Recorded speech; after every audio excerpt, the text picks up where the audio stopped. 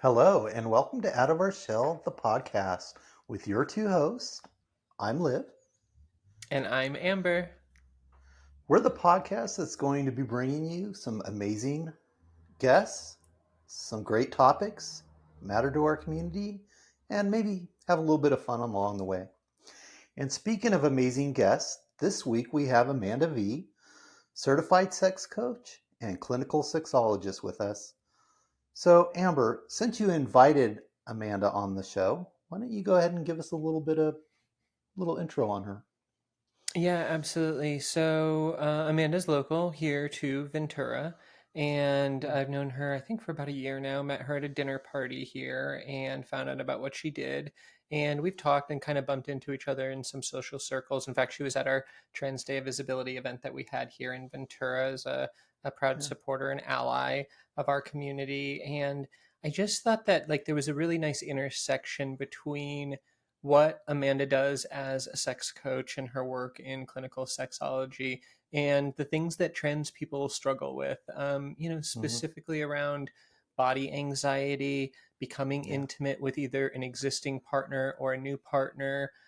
You see so much, talked about online about like dating and like when to talk about, you know, I'm trans and this. So Yeah. I thought it would be a really nice guest to have on, especially very timely after our Ashley Aspen podcast as well too. So kind of like Yeah. tying in this kind of intimacy and sexuality Hmm. world. So yeah, absolutely. That's why I brought Amanda Great. on. Yeah, Yeah, I know. I'm interested to see where it goes, and yeah. I think it's so going to be a yeah, great episode. yeah. Absolutely. Well, are you ready to get started? Yeah, absolutely. Let's take a little break and then let's come back with Amanda and have a little chat All with right. her. Yeah. Perfect. Thanks. See you soon. Hi, it's Amber, your favorite podcast host. And don't worry, I won't tell Liv. Since we're still having a hard time finding actual sponsors for the pod, I wanted to talk to you again about our Trans Pride Apple Watch band for the Apple Watch. Last time, I touched on the fact that $10 from each sale goes directly towards the Trevor Project, and I'm happy to announce that the Out of Our Shell community has raised $3,000 so far. All of these dollars go towards the at risk services that the Trevor Project provides. Some of these services include their at risk crisis counselors that are available 24 hours a day, 7 days a week. And I wanted to give those resources today for our listeners. Not only can you go online directly to the trevorproject.org, but you can also call them at 1 866 488 7386. And if you don't want to call them, or you might be in a situation where you might need privacy, you can even text them anonymously at 678 678. So if this is a project that you feel like you'd like to get behind, please go out and visit us at Etsy and find out more at outofourshell.etsy.com and know that your dollars are going towards a good cause. Thank you so much. Let's get back to the pod. Hi, and welcome back to the podcast. And as we mentioned, we have Amanda V, a certified sex coach, clinical sexologist, joining us today. So, hi, Amanda. Welcome. Hello, Amber. Hello, Liv. How are you? Hi. Good. We're doing great. Thank you for having us, or thanks for coming on our pod. We really appreciate it. Um, I want to start with opening up by just introducing you to our audience. Just kind of clarify maybe your title, what you do, and just kind of give us a little bit about yourself. Cool. Oh, yeah. So my name is Amanda V. I use the pronouns she, her. I live in Southern California now, but I grew up around the Jersey Shore, Philadelphia area. I am the mom of two boys and some French bulldogs. And yeah, I'm so happy to be here. I love Perfect. French Awesome. bulldogs. And then just briefly, even though this isn't really what our topic of our podcast is on, tell us a little bit about your sexuality and gender experience as well, too. I have always identified as cis, even before I had a name for it. And while I grew up in a very sex positive household, I've pretty much identified as heterosexual my whole life. And again, I was really sex positive, but I married right out of college. and was in a 20-year-long relationship with a monogamous relationship. Ultimately, that ended, and I am now. I consider myself heteroflexible. I I'm not necessarily looking for romantic partners of similar genders, but I don't mind playing with them, and I'm in a polyamorous relationship. Very cool. Awesome. Yeah. Yeah. I got the pleasure of getting to sit down with you a couple days ago over coffee. And one of the things that was kind of a little bit eye-opening to me was the difference between being a sex coach versus being a sex therapist. And so Mm. just so that we're on the right, I guess, like foundation today when we're talking, can you tell us a little bit about that? And you used an amazing analogy when we got together as well, too. Yeah, I love that. So I am a certified sex coach. I'm a clinical sexologist. I finished that training in 2020.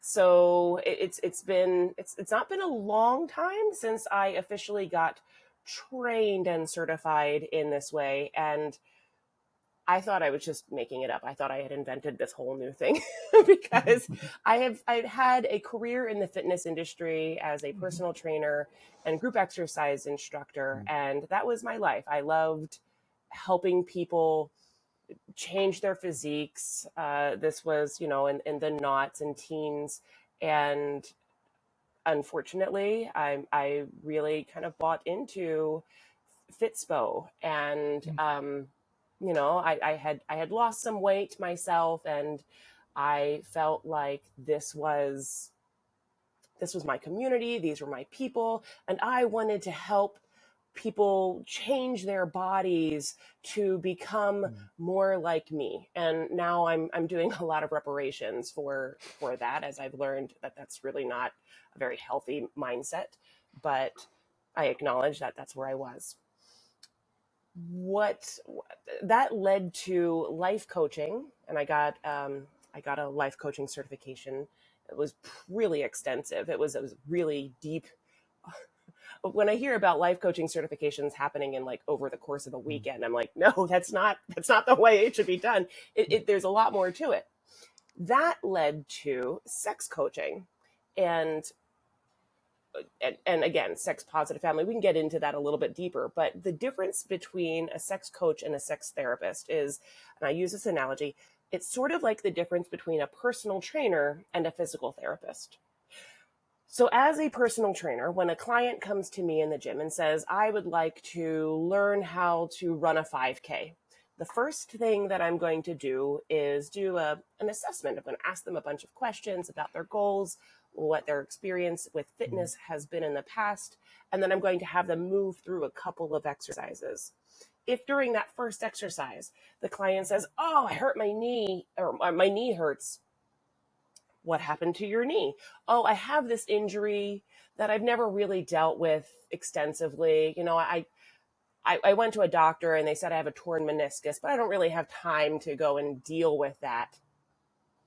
Well, as a personal trainer, I can't really help this person get the tools that they need and the exercises that they need to do to run that 5K until they have their knee, their torn meniscus, that trauma dealt with by a health professional. So even though the physical therapist is having the patient in that world do exercises to rehab, and I'm having my client do exercises to get stronger, those things shouldn't be conflated. There are two different types of exercises for, the benefit of two different reasons. One is to heal, and then the other, sex coaching or personal training in this case, is to have a goal, set a goal, and work towards that goal.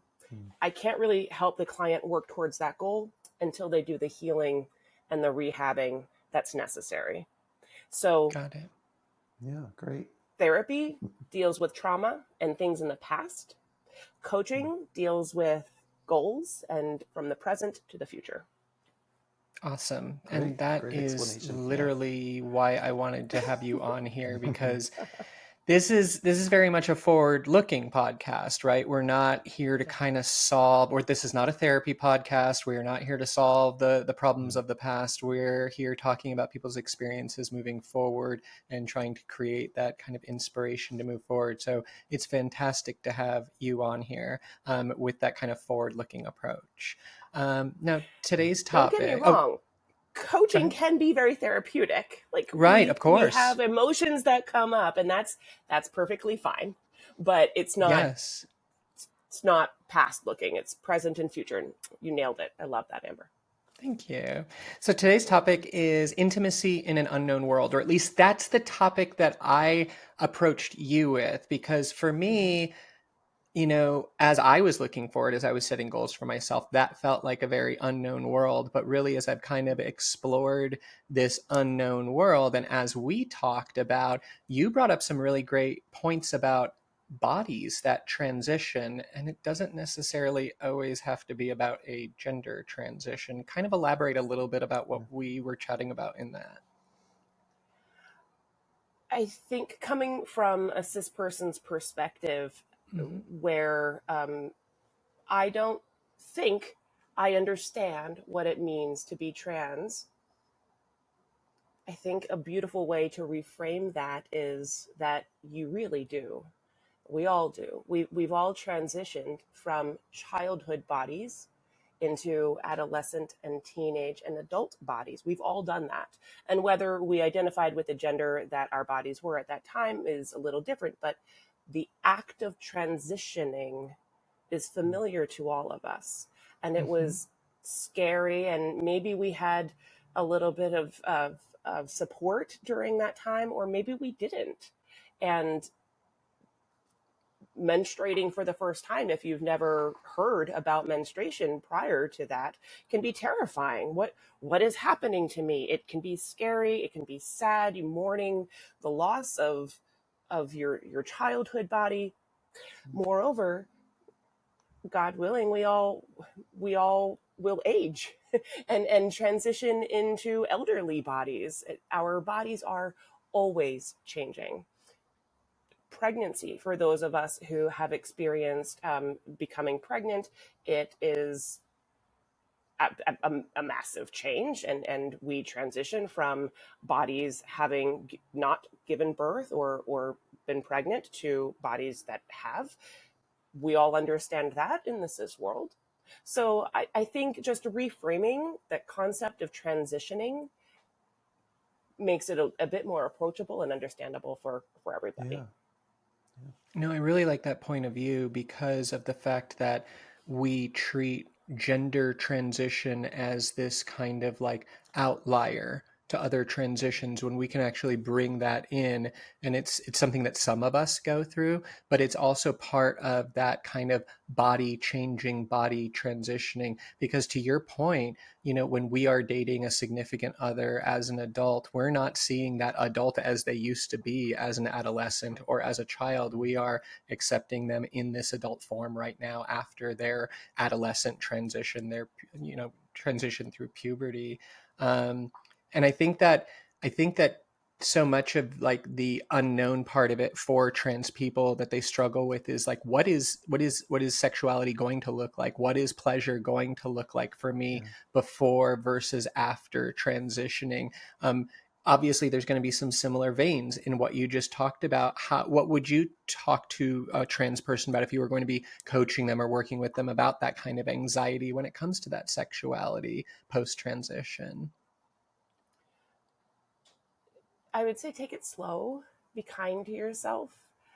Again, kind of going back to the experience of adolescence, we all have, we all give ourselves the permission to get to know our own bodies, hopefully, ideally, that we don't anticipate knowing everything about sex, about what we like, about just have the whole thing figured out from adolescence to adulthood. We have a long period of time that for some of us it takes a decade before we really feel like we have any grip on knowing what we're doing in the bedroom, right? And if you think about our first sexual experience, it was probably pretty lousy. We were Yeah, just no, sort of thank you. stumbling through it. Nobody knows what you're doing when you're pubescent or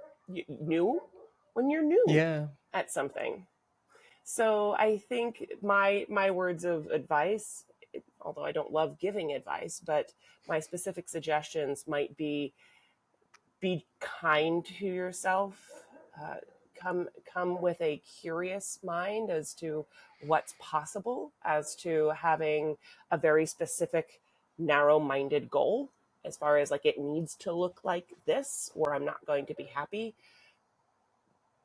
If we all feel that way, and I think a lot of people feel that way about their sex lives in general, if it doesn't look like porn, I'm not doing it right, and that nothing could be further from the truth. Yeah, and it's so funny that that first time sexual experience that you bring up that I definitely don't want to think back upon myself, and I'm sure so much of our audience has had similar experience as No. well. But I can see Liv kind of going into her own space. They're like, yeah. no. No. But if you think about that, like that first time, and I'm sure it's the same for so many of our listeners, like how many years of exploration did we even do before we felt like we were in kind of, we had that foundation of what we like sexually, you know, the types of partners that we like. And gender transition seems, I don't know, seems to be this thing where it's like so many of us want to get to the finish line so quickly because all of a sudden we have that vocabulary, we have that definition of who we are, we're moving towards it so quickly, but we're not going from 14 to 21 and learning about our bodies and learning about ourselves. We're expecting it all to happen in the first year, you know? So I really love that, you know, giving yourself time and being kind to yourself and just kind of like creating that really, really good focus. Now, when we're talking about like actually working with partners and talking with them and everything, like talk maybe a little bit about like how like that conversation kind of gets defined, if you will, and maybe some techniques and whatnot that folks can use to kind of like, I guess, be able to communicate better or to talk about those anxieties in a healthier way. So what I'm hearing you ask is what to do when you're actually with another partner that is relationship Yeah. has already been established. A little bit, or maybe you're starting to establish a relationship, you know, in this kind of Okay. in this regard with these anxieties. I think both points are really important to do because even if you have a partner now, there's a possibility that you might have another partner in the future, and the Of conversation course. would would need to happen that way too. One is get to know yourself. Like I said before, be kind to yourself, be patient, learn what gives you pleasure.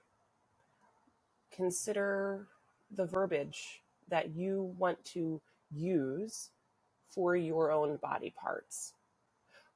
Consider where your boundaries are. They might have changed from being in one body to transitioning into a different body. There are things that might not have really bothered you before, and now all of a sudden you're feeling like, this doesn't feel so good to me. And rather than feeling shame and guilt or judgment about yourself because these new sensations aren't as pleasant as they used to be or wanted, take a breath, go for a walk, do some self care, and allow what really brings you pleasure to bring you pleasure. Now that you know about yourself, it's easier to have that conversation with somebody.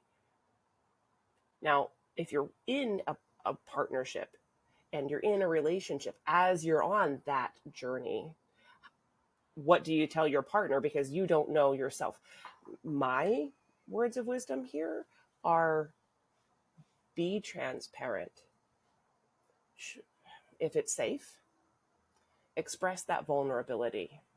I don't know what's going on right now, and I'm taking my time to find out. Can you hold space for me as I explore?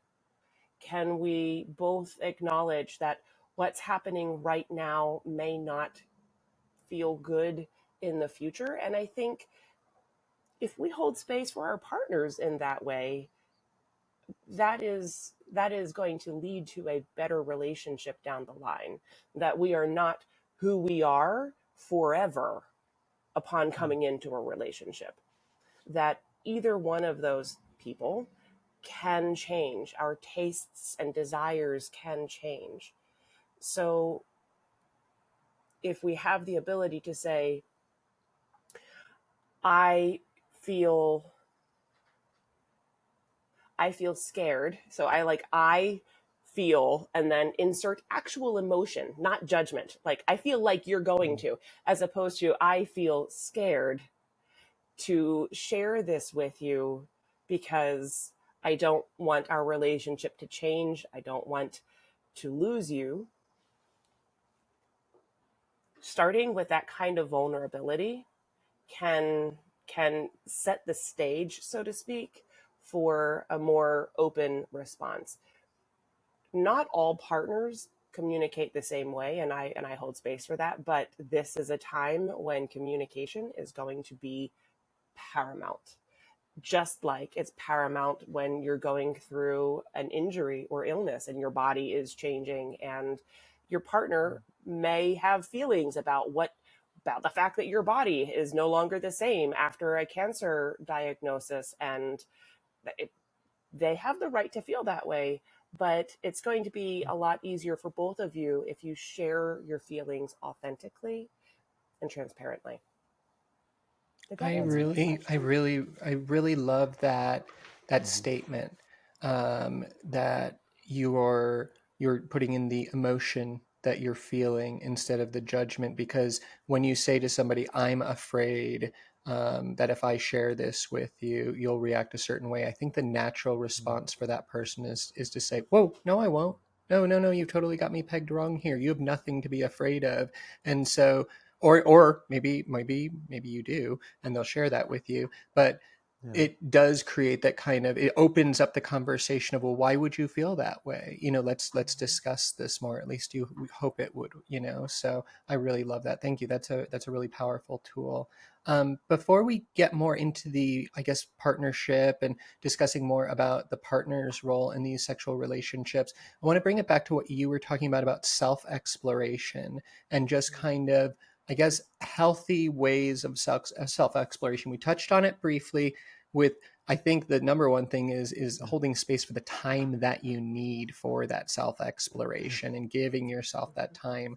I know that for me, like I was a blind person, kind of like in a room feeling around for, my way around this, navigating this new world for myself. And, just, I mean, I went as far as buying a virtual reality headset just so that I could find characters that I could put myself into and consume media where I was in the first person in a female body, so that I could explore what that would feel like emotionally and mentally before my transition. I mean, for me, that was a little bit extreme. There's other healthier ways to go about this and everything to explore their body. What would you suggest are kind of healthy ways for people, I guess, to kind of broach this and approach this new world that they're in?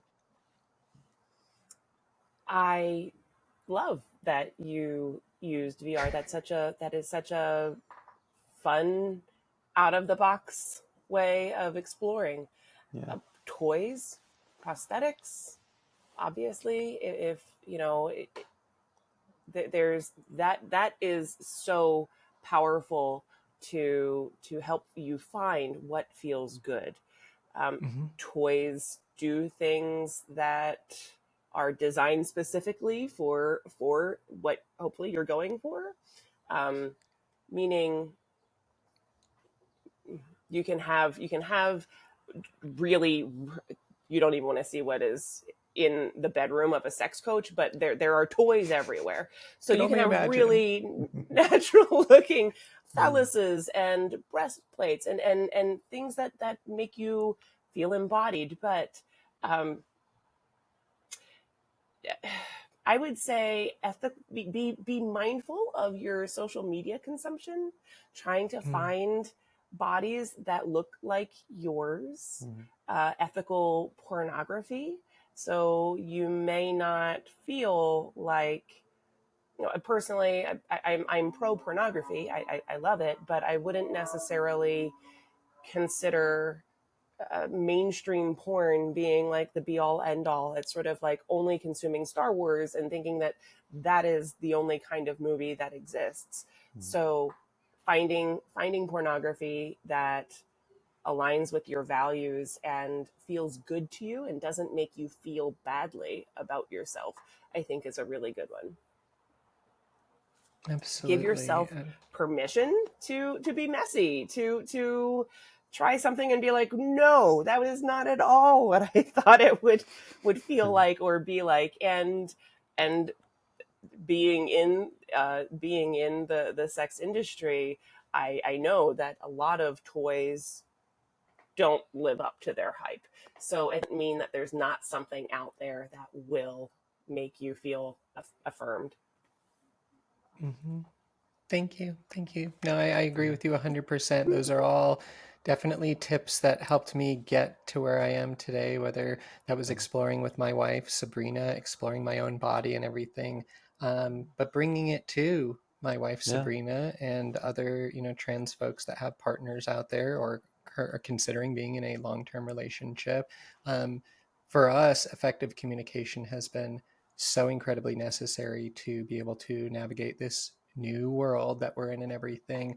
So even if you're a married couple, having a hookup, everything in between, what's kind of the best way of communicating, like, these concerns about body exploration and everything like that. And then I guess we can kind of start like gearing it towards maybe more of the married people, because we do have so many of our specific audience that are a little bit older in age and are in these more long-term partnered relationships. Handwriting is something that's riding, like horseback riding, handwriting. So Okay. we're going to go back to sort of, again, think adolescent, new sexual experiences. Okay. Moving your partner's hand on your body in the way that feels good to you, because again, we can kind of fall into a rut of, these are all of the things that I know work on my partner. And as Mhm. somebody's body is transitioning, especially with hormone therapy, things are going to feel differently. Nipple sensitivity and genital sensitivity in general is going to really change in ways that no one no one knows until it's happening. So that communication, that I'm actually going to move your hand on my body in a way that feels really good. I'm going to apply pressure to your hand so that you know what feels good, rather than just just winging it or doing the same old thing assuming that it's going to feel the same old way, isn't going to work. So yes, communication. Talk about it. You should be talking during sex anyway. I love this handwriting thing. I've never, to be honest with you, before meeting you, I'd never heard of this before, but what an amazing concept to lay on the bed next to somebody and to be able to literally show them how you like to be pleasured. So many times, folks can get into these types of relationships and then it's like, oh, you touched me in a place I didn't communicate to you that I didn't like to be touched. And now feelings are a little bit mixed up and everything. And so I love, love, love this method. And this can be really used in any type of relationship, right? Like married, if you're just hooking up with a partner, like, here, let me show you a little bit about my body, correct? I mean, honestly.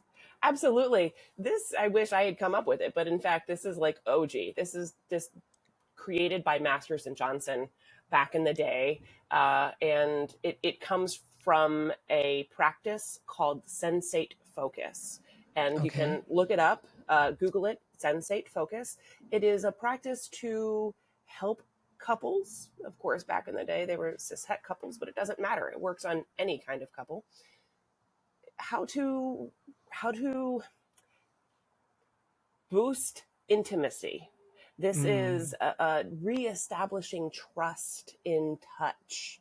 So this can be very helpful for people who are overcoming trauma, any kind of trauma, sexual or PTSD, anything.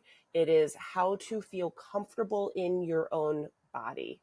And handwriting is a part of that entire sensate focus program or exercise. So if you're interested, I'm not going to get into like the nitty-gritty details, but sensate focus, look it up, practice it.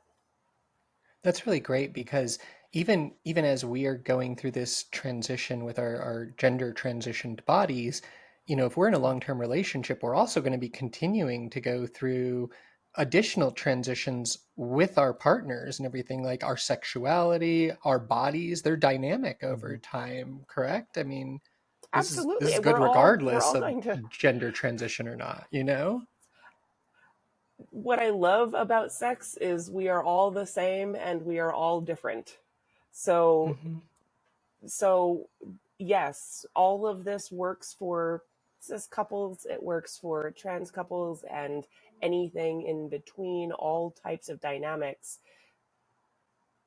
We're all just trying to find intimacy, we're all just trying to find connection, Yeah. and occasionally have an orgasm if you're sexual, if you're even sexual. Right, Mm-hmm. right. Now I don't getting want to into leave out that, our asexual folks out there, because no, they absolutely not. deserve space as well. Absolutely. Now, you and I talked about this a little bit. I've experienced it myself with my wife, Sabrina. Obviously, we were in what looked like on the surface a very cis het relationship.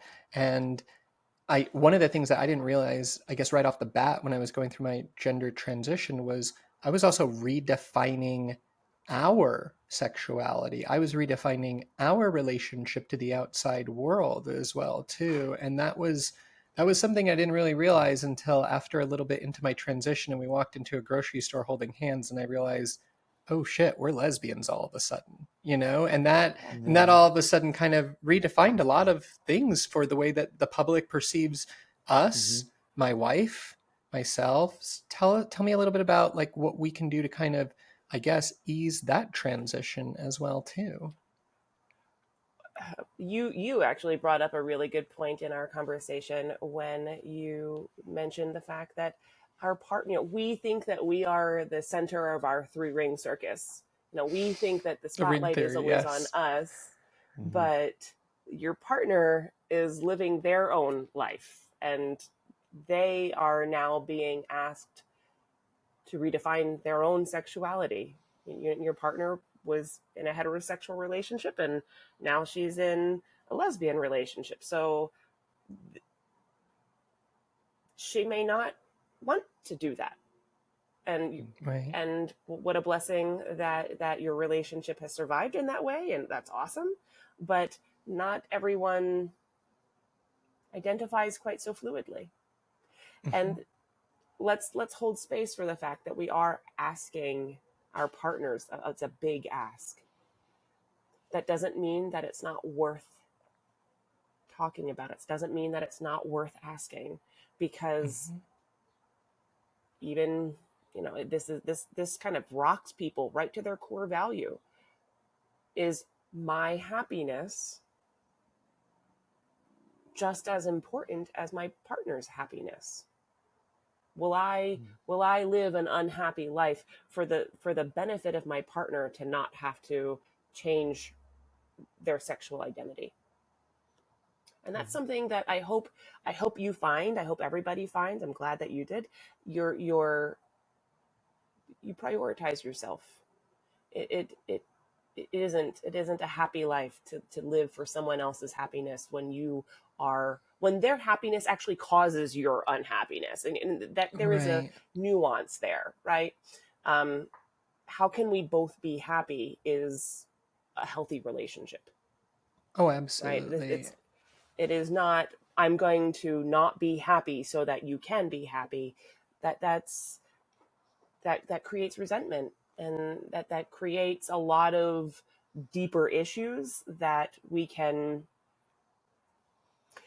address Yeah. by communication, and by being open to the fact that this relationship is going to change. It's not Right. going to be the same. And Right.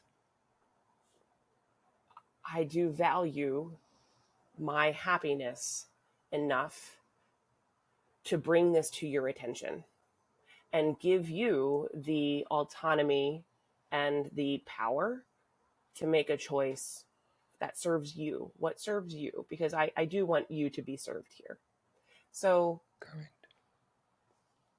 sex is one of the most inherently selfish and selfless things that we do.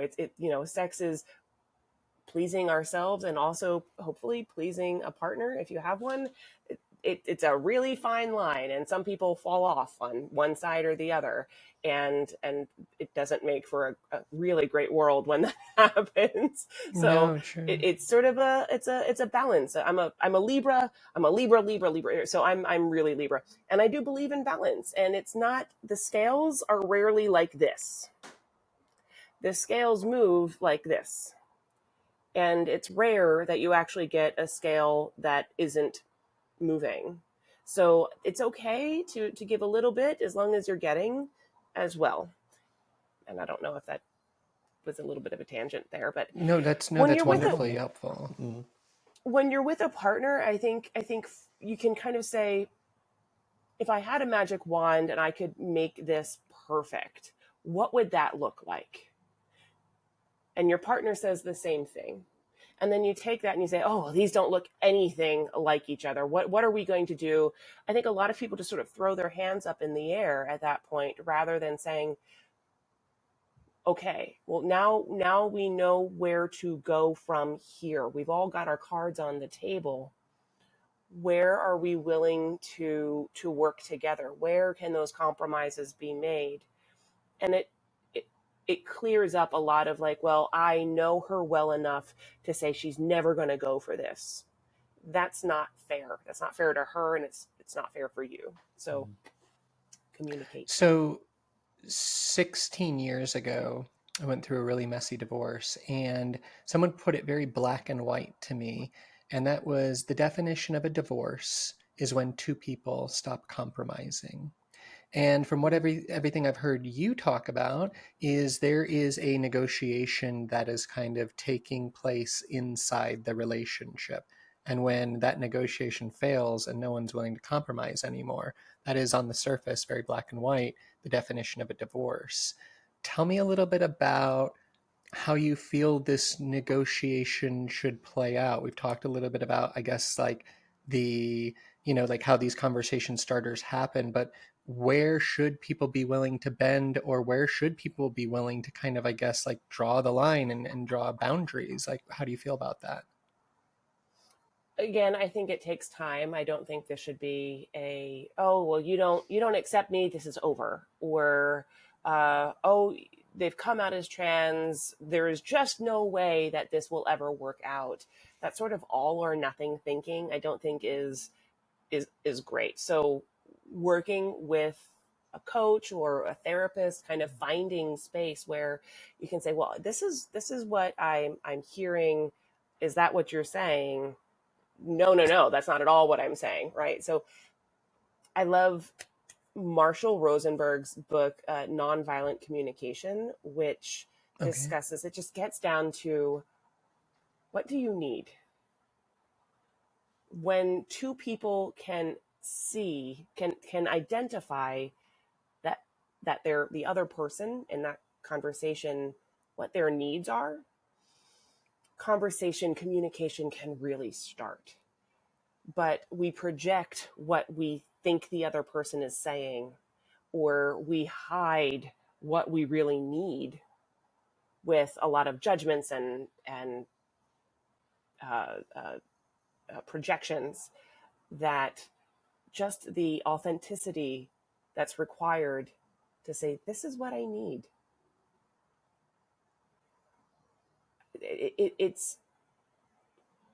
It's just that simple, and yet it's incredibly difficult, right? This is what Yeah. I need. I need to know that I'm not going to be abandoned, or I need to know that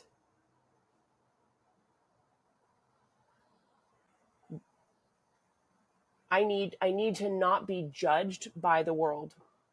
I need to not feel like I'm being judged. That is somebody's proclivity, then that is what they need. There's very little that can be done when you kind of get down to that. Like, how do we work around that is difficult. It's going to be challenging, but it's not Yeah. impossible.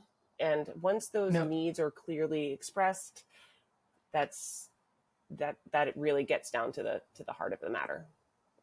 Yeah. And from what I'm hearing you say, this isn't necessarily just the conversation that a married couple is necessarily having, but this is a conversation that you could be having on the first date. I mean, like, this is because so much of the kind of our trans experience, this kind of trans culture talks about like, ugh, when do you make that first, like, hey, by the way, I'm trans. Hey, by the way, my body is different.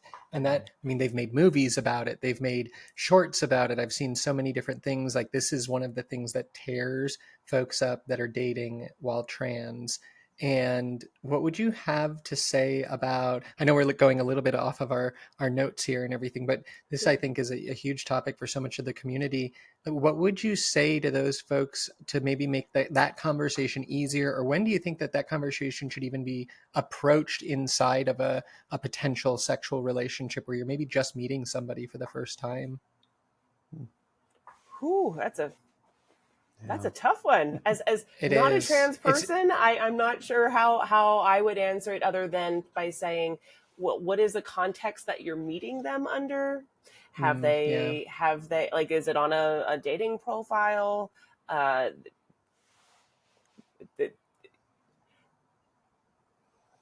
are you meeting for the very first time? Is that any of their business the first time you meet them, Right. unless you're there to kind of get it on? Right. uh, Yeah. so I've often wondered about this. I've seen this question posed many times. Like, is you don't want to be discussing it as you're taking your clothes off, first and foremost. Right. I think that Right. That can be a I dangerous situation potentially. that can be a very dangerous situation. So as a sex coach, I I encourage people to talk about sex and what their boundaries are well before you ever get to the bedroom or wherever it is that you're going to have that sexual experience. You should be talking about things that you like. You should be talking about, and if sex is at all on the table, you should be talking about STIs. Like, this is, if you have an STI conversation prior to anything else, that would be a good time. Right? Yeah. But I think there so first of all, have the STI conversation before you get into the bedroom. There's my public service announcement. Um, but even before then, because I think it begins at the exploration of intimacy. And it doesn't necessarily mean sexual intimacy as much as, I think I like this person. I think I want to become more intimate with them. That would be a good time. And that might be friendship. That might be even just a long-term professional relationship. If this is part of your identity that you're willing to share, it, when does that feel right for you? I think personally it would feel right for me when I started feeling intimate, when I started wanting to share details, whatever that is. My sexual proclivity. If I want to tell the person that I like it rough, which, see, I'm not confirming or denying that, but I like having that conversation before I get into the bedroom. And Sure. I might have that conversation then. And again, it doesn't Yeah. even No. And it, necessarily need to be trans bodies. It could be, oh, by the way, I'm asexual, or I have vaginismus and I don't like any kind of penetration, or I have had a prostatectomy and no longer get reliable erections. These are things that even cis people have to deal with. So it's yes, it's not just absolutely. a trans conversation. This is a conversation that lots of people have to figure out what works for them. Yeah, absolutely. And I love that we keep tying these trans exclusive problems back into the fact that these aren't trans exclusive problems. These are human exclusive problems. These are humanity Yeah. problems. And so many times I think trans people can feel, I guess, exclusive in these feelings that they have. But I think it's really important that they also know, and that our audience knows, that these problems are all things that can be related right back to the general population at large, you know? So I think that that's both a comforting feeling and a scary feeling, but I think it's definitely comfortable to know you're not alone. That's for sure. Yeah. You're not alone. And that is so much of what I do, is giving permission and normalizing what it is that you're going through. I love We're that. all the same Now, and if we're all different. yeah, Yeah. 100%. Now, if you showed me some resources that I had never heard of, and I always say I'm like the worst trans person in the world because I've never seen an episode of Euphoria. I've never watched Drag Race. And so I sometimes can be a little bit out of touch on some of my more, I guess, pop culture or mainstream trans resources. But there were a couple that you brought up that I thought were amazing. Can you tell our audience a little bit about those? I love Fucking Trans Women by Mira Bellwether. If you haven't seen this e-zine or read it, read it. It will change your life. It definitely was eye-opening for me. I had never, no, I had heard of muffing before, but Fucking Trans Woman gives detailed photos and a description of what that is, which is essentially, uh, well, you know what? You can just look it up. I was just about to And say pay. half of our audience is going to be like, "Oh yeah, muffing, no problem. Do that all the time. Yeah. I'm a pro at muffing, giving and receiving." And then the other half of our audience is going to be like, "Hold on a second, muffing." Just real quick, you know? Yeah, absolutely. Oh, and by the way, just for our audience, I was the one that looked at Amanda yesterday or the other day and said, Amanda, what is muffing exactly?" So, and I got a nice definition. So, if you were like me, get on out there and do your little research and everything for yourself. But continue. Sorry. Trans sex is Mm-hmm. another one that I to me, that it's a much more clinical book. In fact, it's a book for Mm-hmm. clinicians, if I'm not mistaken, um, Mm-hmm. for sex therapists and clinicians that work with trans people.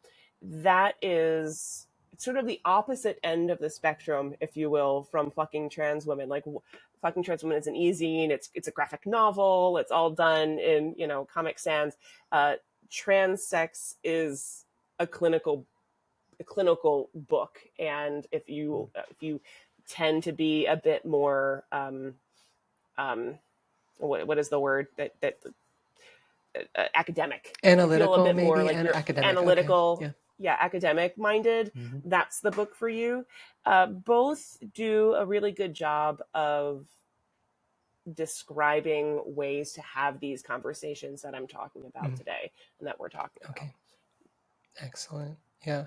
And just FYI, I am going to be lifting the audio clip out of this where you started off the sentence with "I love fucking trans women." So we'll use that as part of the promo and everything. Okay. Yeah, we will. Yes. um, You'll had absolutely have my consent. That's awesome. I also, one of my resources that I love and I think is very popular in our circle, and I've shared it around a million times, is I love the Gender Dysphoria Bible. It does go into this. One of the things that we talked about is the gender spectrum, the sexuality spectrum, the romantic spectrum, and how you can't exactly throw a dart and make it through all three of those spectrums, that people are kind of all over the place on these spectrums and everything. And I also love that the Gender Dysphoria Bible kind of goes through kind of like where people lie on that and different forms of sexuality and dysphoria and this and that through being transgender. Now, we've talked about a lot. You are extremely knowledgeable. You're a fantastic resource. You've been an amazing resource here in Ventura County. If any of our folks, though, who happen to live outside of Ventura County and might have some difficulties actually making and seeing you in person, do you do any type of like remote work? Like, what kind of experience have you had with that? I work primarily virtually, so Oh, I okay. can see clients virtually I prefer it that way almost, because it just allows more for more freedom of time. But you can find me on my website, sextalkswithamanda.com. And I see solo folks, I see couples, and usually what happens is you schedule a 15-minute sort of discovery call, just so that we can see if our energy fits, and if I feel like I'm a good fit for you and you're a good fit for me, then we would go on to seek coaching. Coaching is not like therapy in that,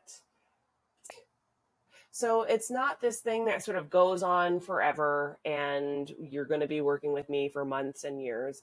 It's sort of like if either you or I don't really address your goal within a few sessions, one of us isn't doing our job correctly. So what I love about coaching is it is pretty finite. It's not this thing that's going to go on forever. We're actually going to address your goal and hopefully make some changes, some big impacts. Absolutely. So would the best way for our listeners and viewers to contact you be at sextalkswithamanda.com? Or I know you also have an Instagram too, correct? I do. And Amber and I had a little joke the other day, because we were talking through DMs, and then I sent her my phone number, and she texted me and was like, "Girl, we've had conversations via text." Because that's great. We talk so much through DMs. This new world. So yeah, I know. Yeah, absolutely. My Instagram is the same, at Sex Talks with Amanda, and just DM me and let me know that you heard me through this podcast, and we'll get you a discount. Awesome. That's awesome. Thank you so much, Amanda. That's great. I really appreciate you. I appreciate your friendship. Before I let you go, I have absolutely dominated this conversation. I don't think Liv has spoke much about. Liv, do you have any questions for Amanda while we have her here? Well, I don't really have any questions. I'm kind of a baby myself, and so I'm just starting the exploration that we just talked about in this podcast. And I guess a lot of that stuff just kind of hit home with me. And I just want to thank you for being on our podcast, because although I didn't get a chance to really jump in, I didn't know where to jump in, because I was just so, listening. So Cool. yeah, you. Awesome. I hope it was I might be helpful. calling you. Yeah. Thank you so much. Thank you so much for your friendship, Amanda. Thank you for all the great advice and just taking the time and to come out to the pod today. I really appreciate you and everything that you're doing for our audience. I think it was extremely valuable. And if we have any follow-up questions or anything, I'll make sure that I get those folks in touch with you and everything. Okay. Yeah. Let's do it again. Make it a little bit more naughty, kind of level up the spiciness. Liv, whenever you're ready, we will make that happen. I'm telling you, we're going to have that Patreon going. It's going to happen. We already, Amber always teases me. We're going to have a little meter on there. How red can we make Liv? Yeah. That would be a fun little game to play, wouldn't it? We should bring Amanda on for season 2, and we can have the red meter there and everything. So well, Pearl clutching count, right? Yes. You're welcome. Absolutely. You're welcome. Okay. All right, ladies. It was great talking with you. You as well. And we're going to be right back after this quick little, I think, advertisement or something. And then Liv and I will kind of debrief and talk a little bit about the pod. So thank you, Amanda. Thanks for coming on. Talk to you soon. Bye. Hi, it's Amber again. And today joining me, I have Kelly Viviani from the Loft Hair Studio. And I wanted to bring Kelly on because I want to thank you, Kelly, for donating to our Trans Day of Visibility event that we had at Patty's a couple of weeks ago. You helped us raise a lot of money, so thank you so much. Oh, you're welcome.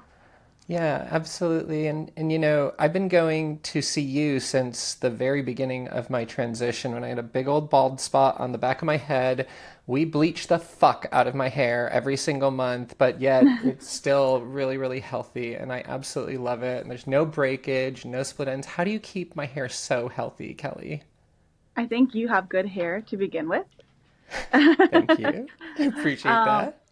Just a lot of moisturizing, a lot of Mika products, love a Mika, super moisturizing, absolutely. but yeah. Yeah, absolutely. No, you do an absolutely amazing job with my hair, and I'm just so thankful. And not only that too, but the salon itself is such a welcoming environment. And even from the very beginning, it was such an amazing experience being trans and going into this very female dominated space and to be so welcoming there. Tell me a little bit about the salon, the ownership, like how you feel about all that as well. I feel like at the salon we're like a big family. Yeah. Like everybody that comes in is like it's welcoming. Even like the vibe of the salon, it's super like laid back. It doesn't feel like super monochromatic, like, oh, should I sit here, should I not? No, you can like sit down on the couch, you can pass out on the couch. A lot of guys do when they're waiting for their girlfriends or wives. You know, I think we're just like a big family. We're very welcoming. Like usually there's like that stereotype of like, oh, the girls are bitches and they're gonna fight at the salon and have drama. No, we never had any of that. We're pretty cool, calm, share each other's food. We're fine. Yeah, no, it's a really great environment. And I know that you had mentioned wanting to do something kind of special for our listeners if they decide to book an appointment with you here in Los Angeles. Can you tell me a little bit about that? Yes. So if you book an appointment through me, um, I will include a free little makeover. So Hmm. get your hair blown out nice and add some makeup, and you leave the salon looking good. You know, better make plans that day, like a date night or hang out with the girls. Absolutely. And you've done up my makeup as well for some of my events along with my hair. So, highly recommend. Kelly is good at both. So, we're going to put Kelly's information there. Best way for everybody to contact you, DM you on Instagram at anything but basic Kelly. Yes. Awesome. Awesome. So, go ahead and DM her at anything but basic Kelly. Go get your hair done, and she'll throw in a free mini makeover. Thank you so much for joining me today, Kelly. I really appreciate it. All right. Thank you. Bye. Bye. Hi, welcome back to the pod, everybody. And we just got done meeting with Amanda V, certified Yeah. sex coach and clinical sexologist. And Lib, what did you think of this podcast? I know that you were kind of quiet the whole entire Right. time. You didn't have too much to say, but what was going on in the head of yours, and what did you kind of take away from that? Well, I think that, as you know, probably our listeners don't know, is that, I am a little bit reserved when it comes to talking about these kind of subjects. And so, but I am, just because I don't talk about them, out in the open doesn't mean that I don't experience them. And just self exploration, just coming out and finding out who I am. I don't know, if our listeners and viewers know, but I'm not even a year into this transition medically. And so I'm discovering my body as well. And I think I was just more in awe listening to what is available, right? And how to better explore myself. And so I think that's what I got out of it. Mm-hmm. I think I got a little teary eyed a couple times because it hit home more than I thought. So, Yeah, there's a and lot of this that's, part of the journey that yeah. you feel at certain points. I can absolutely understand that. So I'm glad Yeah. you So enjoyed what'd it. you get? Yeah, I did. You did great. Well, if you'll go deep, I'll go light, right? So All right. I think Yeah. one of the takeaways for me was that handwriting that she was talking about, because that for Yeah. me felt like very much like a duh moment. Like, why haven't I ever thought Mm-hmm. about that? Because that could be Yeah. a really intimate moment between you and your Yeah. partner, and like whether that be like a long-term partner or somebody that you're just kind of experiencing like Yeah. a single experience with. Um, like that could be something that could be a lot of fun and could Yeah. really well define boundaries and borders and what feels right Mm-hmm. and what doesn't feel right, what causes dysphoria, with Yeah. all with kind of using like nonverbal body language. So many people have Yeah. problems expressing what they like verbally, Yeah. and I think that could be a really useful technique. So for me, that was a big I takeaway. agree. So yeah, I agree. absolutely. Yeah. Cool. Well, Well, with you that, ready to wrap it let up? yeah, let's wrap it up. Cool. All right. Well, then that's all the Yeah. time that we have for today. I'd like to thank our guest, Amanda V, for joining us on the pod this week. Yes. I also want everyone to know that you can find us on Instagram at Out of Our Shell. grab our merch on Etsy at Out of Our Shell, and tune into the podcast on Spotify, YouTube, and Apple Podcasts. And please help our little podcast grow by liking this episode, sharing it with a friend. We really appreciate all the support that friends like you provide. So on behalf of Liv and myself, we'd like to remind you all to follow your joy because it can never lead you in the wrong direction. Thanks for tuning in, and we'll talk to you next week on Out of Our Shell, the podcast. Bye, everyone. Bye. Hey there, come out of your shell. Hey there, come out of your shell. Don't forget to subscribe.